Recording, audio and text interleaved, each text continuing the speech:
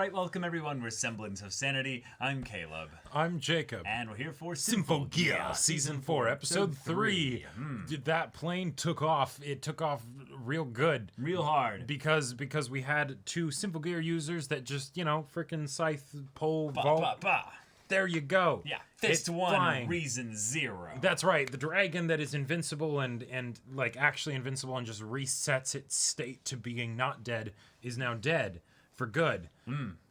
All right. Most likely. That is the power of anime protagonist and small strength and action movies. Short, squat queen, just wha! That's right. Yeah. I'm sure Miku is very proud somewhere. Yes. But Yes, now we are obviously, here. Her name is Hibiki, so she can hear her resounding triumph from anywhere. Yes, but now what's next? I have no idea. Yeah, I we're gonna Bavarian this Illuminati, Right. And Maybe see what's going on there. Maybe Chris will get a therapist because she had to shoot a kid's leg off, in order to keep him from disintegrating. That might be helpful. That could be some character focus there, yeah. So, y'all, without further ado, let's get into this. All right, everyone, now be sure to go check out the reaction portion of the video in the description below, then come back here for the discussion.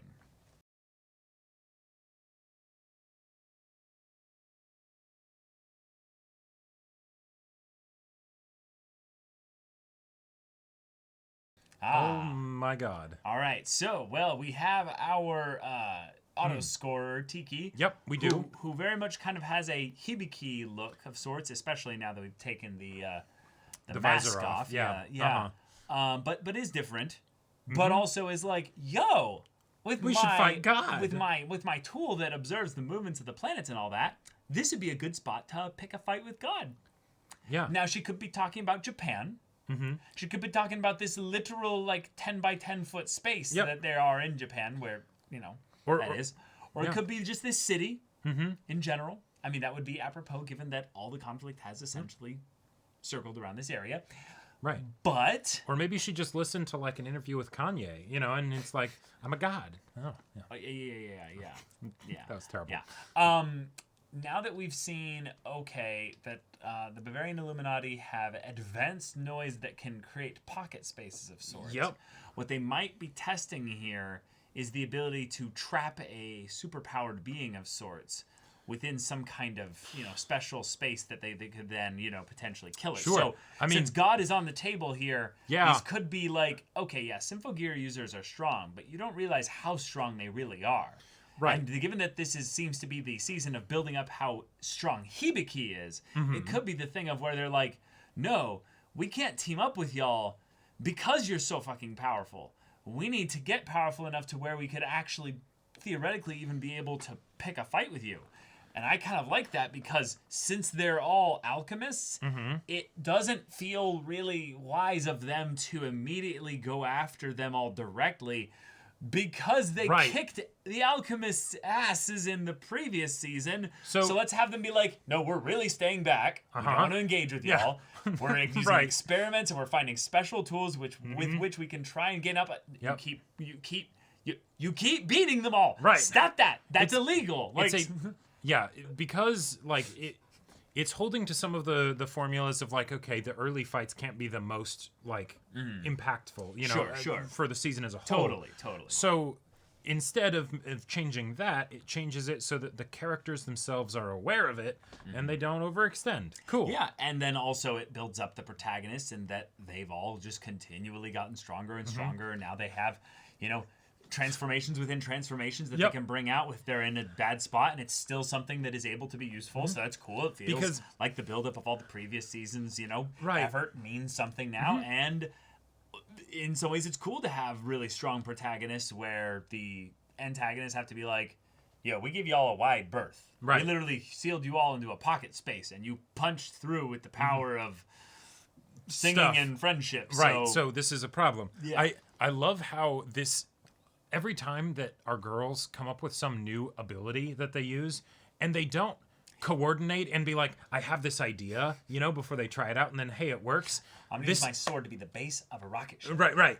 This makes me think that they just like when they hang out after school, they're like, okay, Yo, what would be the next crazy shit that we could pull? Well, okay, we've got the rockets, we've got Hibiki's fist, we've got Tsubasa's swords. Okay, what if and they just come up with that stuff. Hibiki's fist right to a rocket blade thing. And they're like drawing on napkins, and they're like, okay, so it'd become something kind of like this. Yeah, exactly. He breaks the tension of the guard of whatever it is, so that the big blade with the rocket mask pierce through the armor.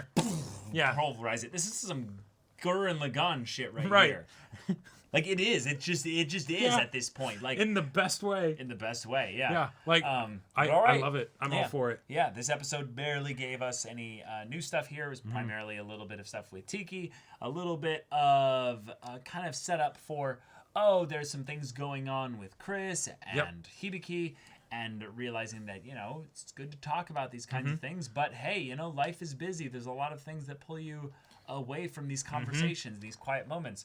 I got to say, even though the conversations were more like conversations about how we need to have a conversation, it did feel like it was showcasing some serious, measurable growth for the characters in that, like, Miku was able to be like, Hibiki, what's up? We've seen this happen 50 million times. And then Hibiki is like, well, it's not that. Okay, so, and she's like, all right, we'll talk. It gets cut off, but it's an external thing, right? It's the, all right, we will have this conversation. And then afterwards, it's the, do you want to pick up that conversation where we left off? Because we're not just forgetting about it, because that's an important thing that needs to happen. Cool, right? Yeah. And then we get that extra joke of Hibiki being like, I'm worried about Chris. And then Chris just... Like, what the hell are you talking about? Yeah. Like, and then Tsubasa's like, I'm worried about you too. Huh? Right, exactly. Just Tsubasa and like already was like, hey, Chris, we need to talk. So everybody's kind of on the same page of like, hey, when things come up that, mess with our emotions and stuff, we need to touch base and, all that stuff. So, cool. Yeah, because this show... unfortunately doesn't really like to spend that much time with the characters just slowing down and having some time to chat about this stuff. Rip Miku. Yep. Just pour one out for Miku. Yeah. Holy fucking shit. But when it wants to be efficient with things and get things to those conversations, not necessarily letting them happen, but when it wants to start them, it can have little fun jokes like this, and that keeps things really light and exciting.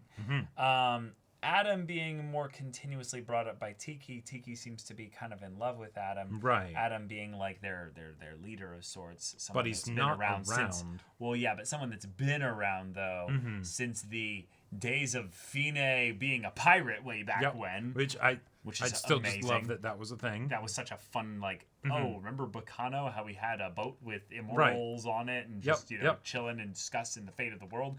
Yeah, we had that. Yeah, this is cool. And they see the Symphogear users as not them dealing with song, it's the so Fine did a thing, and we're still dealing with that shit. Yeah. like they couldn't beat Fine back then, and now they don't even know how to beat the things that Fine made. Like they're just like, hey, and in some ways that's a pretty cool build up for Fine to be kind of not brought back into the story, but kind of have her influence be shown in that respect, because in the OP at the very end they very clearly had Fine there kind of looming over the group, but then they had another long-haired character that's probably Adam kind of I would not be surprised kind of flanked with her, so having them be opposed in that angle seems cool. But also the idea that Saint-Germain, who seems to be the leader of the three so far, seems to have a little bit of a terse kind of connection with Adam, and this was introduced at the same time they introduced Tiki's dynamic with Adam, which is much more Genki. I'll do anything for you, Adam. So that's a problem potentially, right? Which means, hey, Saint-Germain, Berlati, and Cagliostro could end up getting Nakamad by the time the season is over. And in general, I would like that actually. And in general, any time that we've seen internal conflict on the side of the antagonists has been some of the better parts in Symphogear in my mind. Because in season 1 we had that with Fine and Chris. Season 2 we had the best of it. With the best of it, yeah. And so now if we're getting more of that here, awesome. I would love that. For sure. Also, just gotta say, this is a little thing, but I appreciate that the robot character, the one robot character in this season, is a Genki character. Like, that's just a fun mishmash of archetypes, you know? Yeah, I agree. So that's cool. Yeah. But we built up some stuff about the World War II. Germany had relics that they then basically sent to passed South along America. to. Well, no, some that didn't go to South America, and those are the ones that were passed to their then ally Japan, which is how they have things like Gungnir and a bunch of others. So it's like, okay, some more potential setup for ways in which this could ultimately all tie back around to the Bavarian Illuminati, which is probably a thing that is going to encompass historical events and stuff that they manipulated in certain ways to achieve certain ends. So the idea that, ancient immortal enemies are at play here, but instead of the main reason as to why they are dead set on this being their mission is because, of things that humanity did to their father. It's the, no, this is our organization's goal. We are merely tools, weapons, vessels of that ultimate goal. Right. Meaning that we're not going to be distracted by petty personal engagements. Meaning that they're not going to risk even potential fights against Symphogear users who can just power up crazy. So they're like, no, that's some bullshit. It don't take a genius alchemist to realize it's a bad idea. In some ways, the thing that's been, I would say, the biggest negative about Symphogear being the villains is that they do I am always in the background and everything always goes according to plan. I don't struggle with anything. But I also have this personal goal that's very vague and not really kind of established as well until that person is ready to be Nakama'd into the main cast. These characters actually feel like, no, we're serious. We're actual soldiers, if you will. Right. Not everyone can be Dr. Ver.